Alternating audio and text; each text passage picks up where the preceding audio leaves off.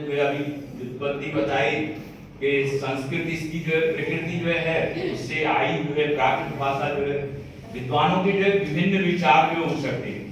लेकिन मैंने एक बनारस की जो है बहुत प्रसिद्ध विद्वान से जो पूछा कि आखिरकार प्राकृत जो है क्या है, तो उन्होंने ये परिभाषा जो है दी कि जो सहज में जो है बालक जो है बोल सके उसका नाम जो है प्राकृत भाषा जो है। जो सहज बोली जाने वाली प्रकृति स्वाभाविक सिद्धम, प्रकृति से स्वभाव से जो सिद्ध जो है। अब आप इसकी जो है रूप देखें कि ये भाषा वैज्ञानिकों की दृष्टि से किस रूप में विवेचन है, भारूपी परिवार के अंतर्गत आने वाली जो भाषा है। भारूपी परिवार भारत जो ईरान और आर्य इनका जो है सुमिश्रण जो है। आर्य लोग कौन सी जो है भाषा बोलते हैं? आज आप देखिए कि कंप्यूटर का जो है जमाना है और कंप्यूटर के जमाने में हमने अभिज्ञान शाकुंतल में जो है प्रयोग जो है पढ़ा है, तो वहां पर हला शब्द का जो है प्रयोग होता है। तो आप देखेंगे कि आज प्राकृत में जो है आप सबसे पहले जो है शुरुआत जो है करते हैं, तो किससे शुरुआत करते हैं? हलो शब्द से जो है शुरुआत जो है करते हैं। तो ये प्राकृत का जो है मूल रूप जो है।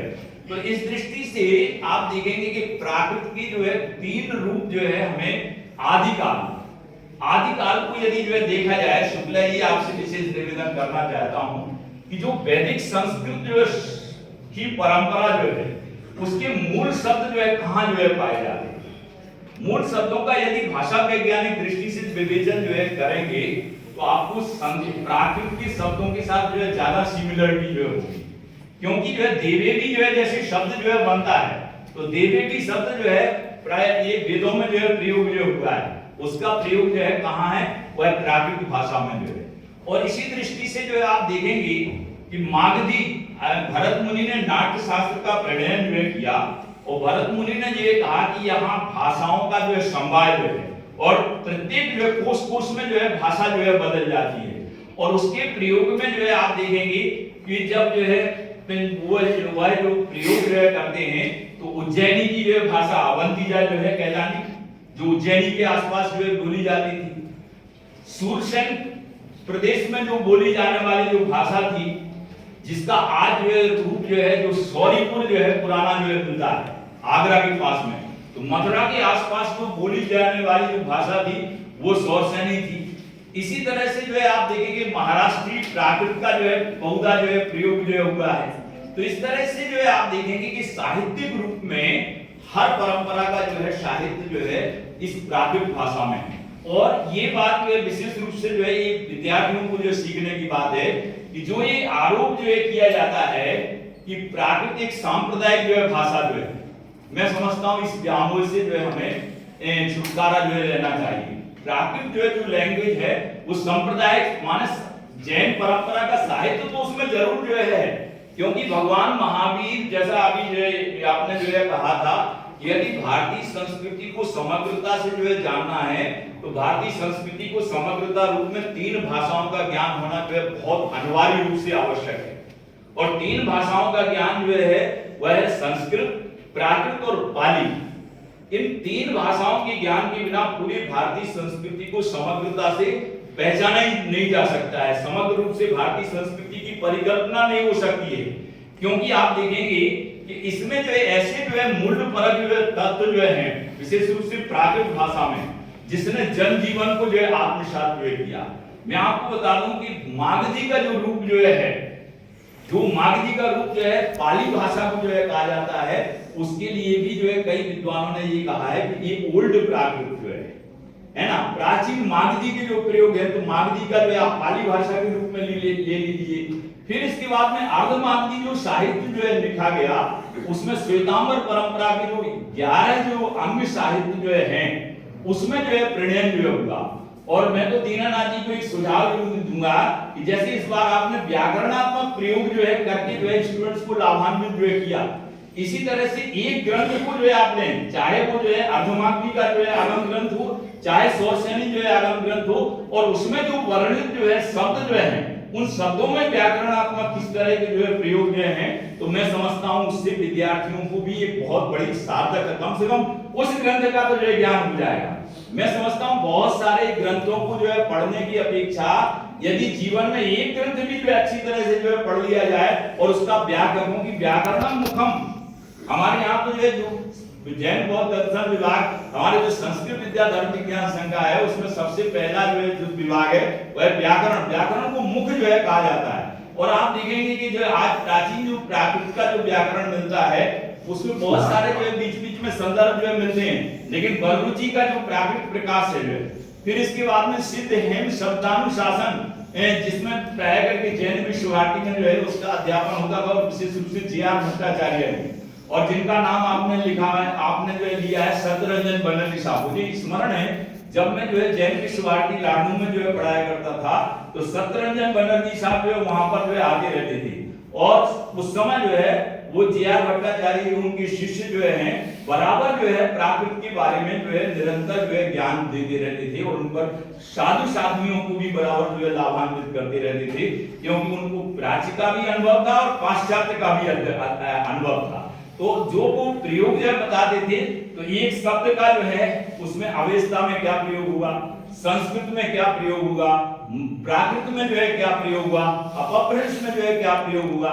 तो इस दृष्टि से आप देखेंगे कि मैंने एक प्रोफेसर फूलचंद जी प्रेमी का एक लेख पढ़ा था। उसमें ये लिखा था कि जो लोग ये मानते हैं कि संस्कृत से भाषाओं की उद्भूति हुई है, मैं समझता हूँ संस्कृत तो परिष्कृत भाषा लेकिन प्राकृत भाषाओं की उद्भूति प्राकृत भाषाओं से अन्य भाषाओं की उद्भूति है, ये हमें मानना पड़ेगा। क्योंकि वर्तमान में हिंदी भाषा हिंदी भाषा का जो स्रोत क्या है, हिंदी भाषा का यदि स्रोत है तो अपभ्रंश भाषा और अपभ्रंश भाषा का जो स्रोत है तो प्राकृत भाषा है ना। तो इस तरह से आप देखेंगे कि भाषा और बोली का संबंध बराबर रहा है। तो साहित्यिक दृष्टि से जो प्रणयन हुआ, तो मैंने आपको अगर आदिम रूप प्राकृत का देखना है तो वैदिक संस्कृत जिस रूप में मानता है, वेदों में जो छांदस के जो प्रयोग मिलते हैं उसको विशेष रूप से हमें तुलनात्मक दृष्टि से विषय बनाना पड़ेगा। और मध्यकालीन जैसे मैंने कहा कि पाली में मागधी, इसी तरह से अर्धमागधी साहित्य आचाराम में जो शुरुआती वहां से होती है कि वो कहते हैं अंगाणम की सार, अंगों का सार क्या है, तो वहां पर कहा कि आचार के बिना गति नहीं हो सकती, इसलिए आचार को प्रथम स्थान दिया गया। तो आचारम। और दूसरी चीज है कि हमें दूसरे को नीचा नहीं समझना चाहिए, ये बात हमारे आगम साहित्य में ये बात विशेष रूप से कही। उस सुई गढ़ो में जो आपने उदाहरण लिया था, सुई गढ़ो की मुझे एक गाथा आती है याद, वो कहते स्वयं स्वयं प्रशंसनता गरहंता परम वयम जेउ तत्व विसंति संसारम दिव्युज्या, है ना। अपने अपने की प्रशंसा करना और दूसरों की गरहा करना, निंदा करना, ये भारतीय संस्कृति का मूल नहीं है। हमें सांस्कृतिक परंपरा की दृष्टि से सभी भाषाओं के प्रति बहुमान रखना चाहिए, क्योंकि आज हमें देख रहा हूं कि प्राकृत भाषा की उन्नयन में जितनी भूमिका होनी चाहिए, जबकि पार्श्वनाथ विद्यापीठ उसका अपवाद है। लेकिन जो भूमिका एक बार मुझे स्मरण है कि यहीं पर एक विद्वान को आपने बुलाया था, तो उन्होंने कहा कि बनारस में 5 विश्वविद्यालय है ना, तो 5 विश्वविद्यालय में 4 विश्वविद्यालय को तो हम जानते हैं, है ना। कौन से 4 विश्वविद्यालय हैं? एक काशी हिंदू विश्वविद्यालय है, दूसरा संपूर्णानंद संस्कृत विश्वविद्यालय है, तीसरा काशी विद्यापीठ है, एक तिब्बती उच्च संस्थान है। उन्होंने कहा 5वां विश्वविद्यालय जिससे आप लोग परिचित हैं उसका नाम पार्श्वनाथ विद्यापीठ। और ये परिकल्पना यहाँ की जब मैं प्रोफेसर फूलचंद जी जब मैं बनारस में आया, तो बनारस में कहाँ रहा, बनारस में सियाबाद महाविद्यालय में उस समय कार्य चल रहा था। तो यहीं पर प्रोफेसर फूलचंद जी प्रेमी यहाँ पर रिसर्च करते थे, और उनसे आप देखेंगे कि उस समय जो तत्कालीन डायरेक्टर थे मोहनलाल मेहता साहब का जैसा डिसिप्लिन था कि आप बीच में उनसे बात नहीं कर सकते थे। यहाँ गेट बंद हो जाता था, और जब ये बस खाना की टाइम पर ही जो छुट्टी होती थी तो सभी लोग ये देखते रहते थे कि ऐसा तो नहीं मेहता जी वहां पहुंच गए। तो जब तक ये संस्थाओं में इस प्रकार की डिसिप्लिन की स्थिति नहीं होगी, तब तक ये संस्थाएं आगे विकास नहीं कर सकती हैं। तो निश्चित रूप से उनकी परंपरा में सागरमल जी आए, और उनकी परंपरा में आपको ये उत्तरदायित्व मिला है। इसलिए आपकी जिम्मेवारी विशेष है कि इस पार्श्वनाथ विद्यापीठ को जो पंडित शुक्लाल जी संघवी, दलसुख भाई मालवड़िया, इन सब बेचर दास दोषी, इन्होंने जिस रूप में परिकल्पना, और आज मैं बड़े दावे के साथ कह सकता हूं कि बनारस में यदि हायर एजुकेशन के क्षेत्र में जो है किसी ने कीर्तिमान स्थापित जो है किया है, तो उस कीर्तिमान स्थापित करने में पार्श्वनाथ विद्यापीठ का बहुत बड़ा योगदान है ना। आपने जो है 2000 लोगों के नाम लिए, लेकिन मैं ये मानता हूं कि यहाँ से जो यहाँ की सबसे बड़ी जो विशेषता रही कि वो जो शोध प्रबंध जो है लिखते थे, पहले को गाइड जो काशी हिंदू विश्वविद्यालय के जो है मतलब गाइड होते थे, को गाइड जो यहाँ पास में, तो बराबर जो है सबसे बड़ा जो आकर्षण था कि यहाँ रहने की सुविधा मिल जाती थी, आपकी 250 रुपए की स्कॉलरशिप मिलती थी, और इसके साथ जो है 250 रुपए के साथ सबसे बड़ा जो काम होता था कि उनके शोध प्रबंध जो है प्रकाशित जो है हो जाते थे। और आज इसी कड़ी में